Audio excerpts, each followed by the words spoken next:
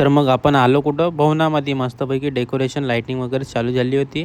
आणि अंदरमध्ये भवनामध्ये चालू होतं काय भजनं चालू होते. एका आजीबाईची भजनं चालू होते. मग आपण जेवण वगैरे घेतलं मस्तपैकी. जेवण वगैरे केला. मग इकडं मागं चालू होतं का ताटं वगैरे आणणं चालू होतं. आणि इकडं मस्तपैकी सेवक सेवकीन बसून जेवण करत होते आणि भजनं पण ऐकत होते.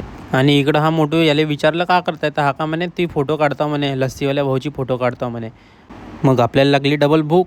आपण गेलं मागं. मस्तपैकी गरम भात होता आणि डाळ भाजी पण होती. या भाऊनं सांगितलं होतं का मागं गरम भात आहे म्हणे. तर मग आपण दोघांना पण घेतलं आम्ही ना. आणि ह्या डेकोरेशनवाला भाऊ माझ्या कॅमेऱ्याला पाहूनच पडते काहून तर. मग अजून आला डबल बसाले. मग म्हटलं छूट नाही घेत म्हणलं, जेवण कर म्हणलं चुपचाप. आणि इकडं हे आपला दद्दू सेठ सामान वगैरे डोवारत होते. आणि इकडं हा आग विजवायचं काम करे आणि हा इकडं आग काढायचं काम करत होता. तर मग भेटू आपण कुठं पुढल्या ब्लॉगमध्ये. तोपर्यंत फॉलो करा, लाईक करा.